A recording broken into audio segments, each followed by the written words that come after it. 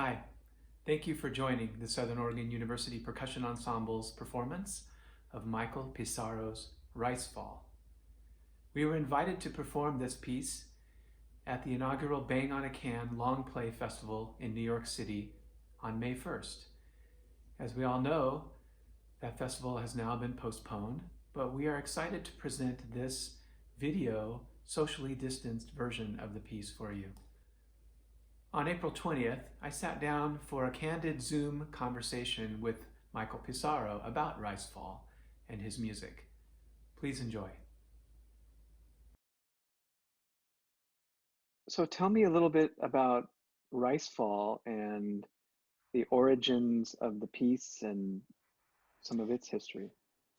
So I have been working in the last over 20 years. I started a group in Northwestern when I was teaching there called the Experimental Music Workshop. I actually stole the name from Christian Wolff, uh, who had taught something like that at Dartmouth, I guess in probably the 70s or the 80s. And he said it didn't work very well there because he didn't have many people who wanted to perform music. And I said, "Can I steal the name from you?" And he said, "Sure." And we started at Northwestern as a kind of performance practice of New York School and beyond music, because I felt it was necessary. And then I just kept doing it when I moved to Cal Arts. And so that meant that I was always teaching a group of 15 to 20 people who we wanted to play kind of ensemble works. Um, and I had this idea. So I was reading a book by John Hull called Touching the Rock. And I think Hull was a religion professor in England, if I remember right. But he was going blind and he decided to write a book about the process, the experience of going blind. And of course, it could be about a lot of things, but this book ends up being mostly about sound. And he's talking about how a sighted person learns to hear in the way that we see. Um, and one of the things he talks about is how, for a blind person, a sunny day is basically just warmth. You know, Mm. it doesn't translate as much else, and it certainly doesn't help them see any better, like it does us. He said that the equivalent for a blind person is rain, Mm. because when rain falls on things, you hear where they are in the location. And so that it's an amazing passage where he describes hearing the rainfall as if the whole geography opens up for the blind person. And I Wow. thought, I'd never heard anything like that myself. And, I'd heard rainfall 1,000 times, but not in that way. And so the piece was created for this little group to try out to see if by having objects falling, we could hear something like the geography of the space. Um, and instead of dealing with water, because I didn't really know how to manage that, I translated the individual drop as basically rice. Um, and the grains seemed to be about the right size that you could control everything from individual grains to kind of a downpour. And the way in which I thought about this geography was that the um, the rice should fall on different materials, so that when it falls, you're conscious, oh, that's metal or that's wood or ceramic. And so that's more or less how the piece happened. Is I just thought, as I'd been working a lot with field recordings and I'd started to recognize that um, something like that can happen when you're listening to an environmental recording and you become conscious of the layout of Mm-hmm. what you're recording. Of course, layouts themselves are incredibly complicated, and the outdoors doesn't have to create anything to make a layout, it's already in a layout. Mm. And so, this idea of transferring a landscape to the stage seemed the simplest and the clearest to me to have it laid out as a grid. And so you get this 4x4 grid, or it could be 8x8, or it depends on how many performers you have. And each performer is therefore in a location, and the idea for an audience should be, or for anybody involved, should be that you're trying to hear these different places within the whole environment, and that the rate of the rice falling on the object is basically what allows you to hear it in its various stages of excitation. Mm. Beautiful. Yeah, I'm very much looking forward to hearing what all of the students come up with. We've kind of organized our steps so far have been talking about what they have available to them at home, and what they'll use for their instruments that they'll pour the rice on. And we're, using the categories that you've given in the instructions. And it's been interesting, to talk about, what they have and trying to find some interesting different sounds between the two metals, between the two plastics, etc. And I think it's going to be very interesting.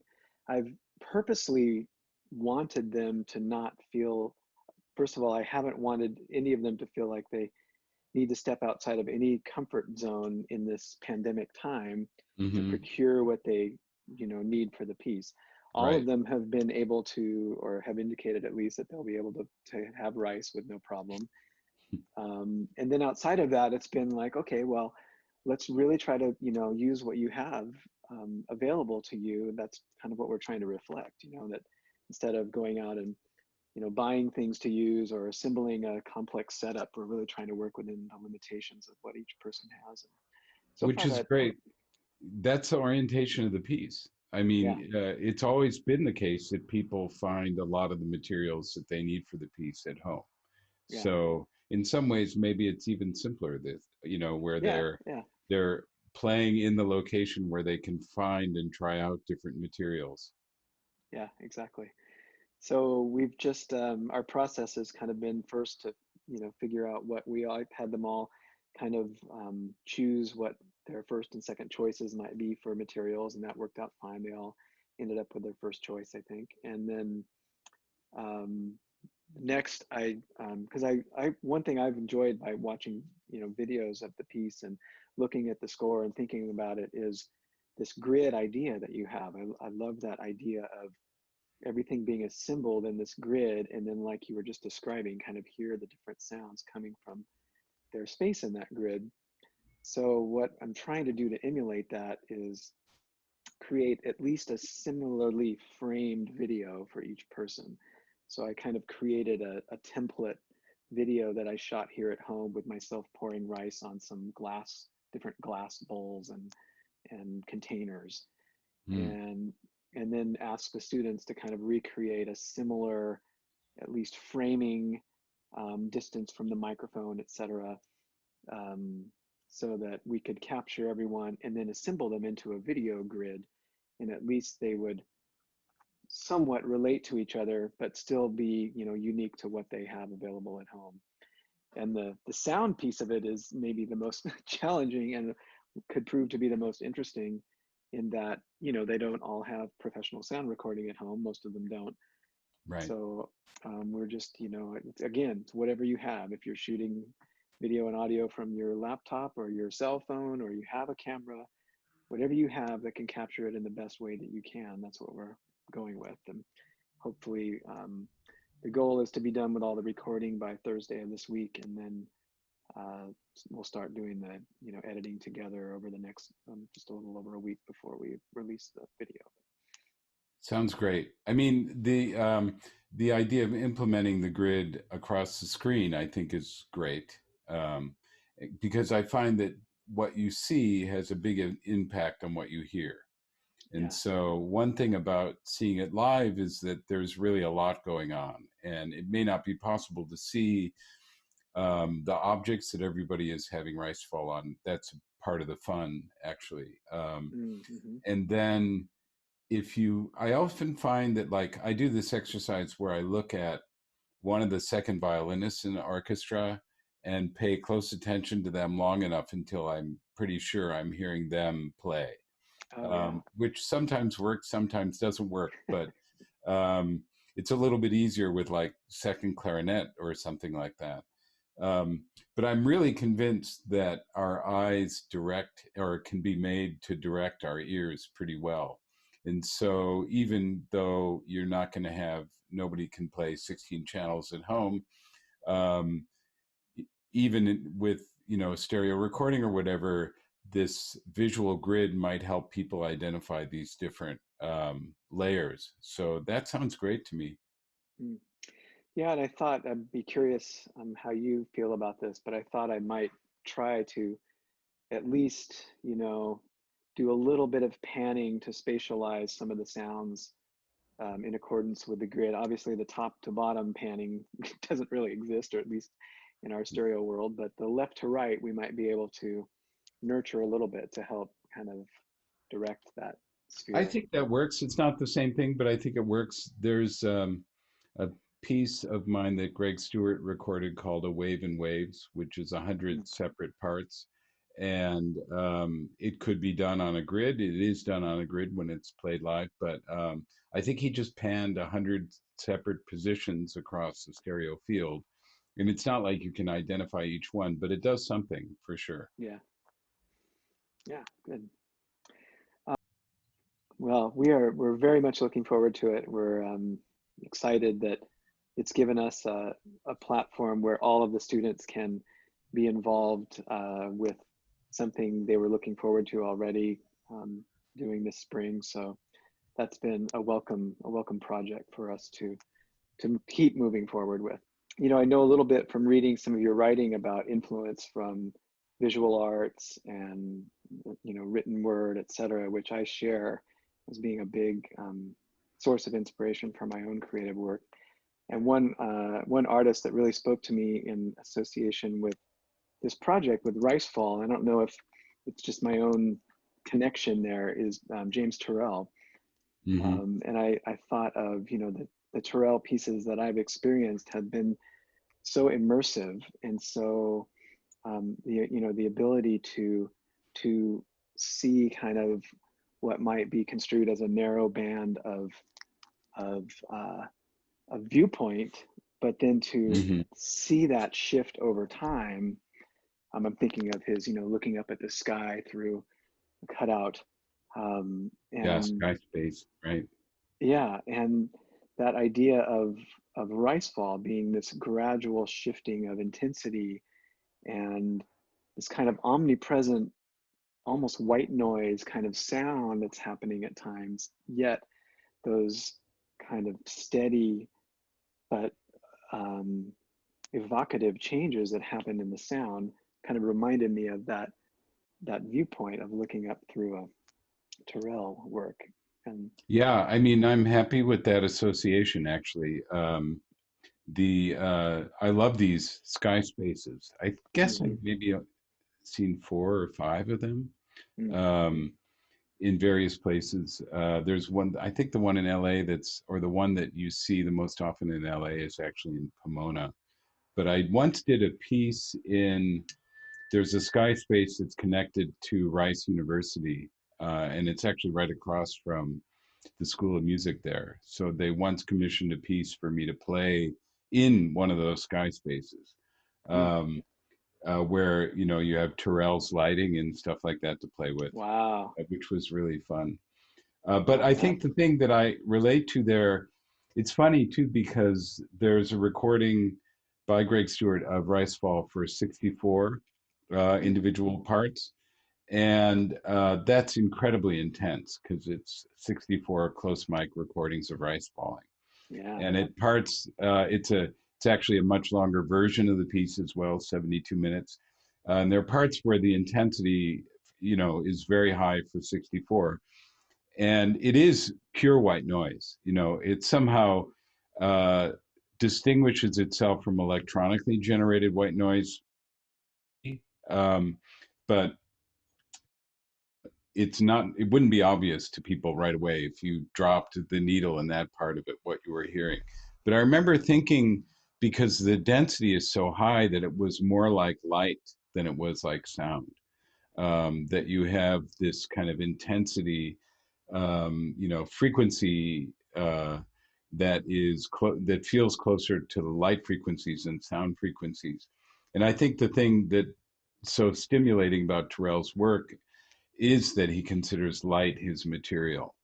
And back from the early days of being involved in Vondelweiser, for me, there were many parallels between the idea of light as a material and actually silence as a material. And so that's for me also a pretty deep source of inspiration. I'm happy to hear that without my suggestion conjured something like that for you. Well, cool. Well, I thank you for taking some time to talk with me. It's been enlightening, and as I said, we're excited to work on the piece, and I hope what we come up with is a version that we're all, satisfied with in this time. Yeah, I look forward to it. I hope the students have a good time doing it. Yeah, thanks. I'll let them know that. Great. Thank you, Terry. Yeah, you're welcome. Well, great to meet you, Michael. Great meeting you. Thanks so much for doing this in spite of everything. Yeah, you're welcome. Thanks for providing the great piece. We're excited. And look forward to actually meeting in person one of these days.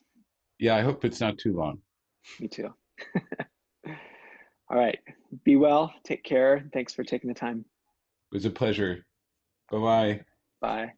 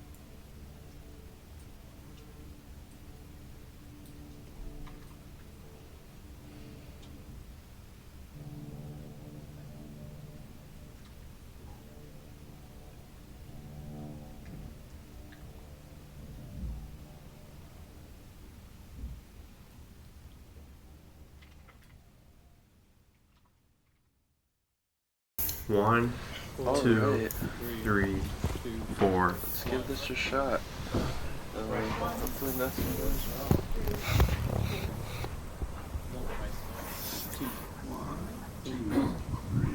Yeah, Howard, you want to play music? 1, 2, 3, 4. 4. And then on the 1, I'll give a thumbs up, and that's when I'll press the button for the timer. 1, 2, 3, 4.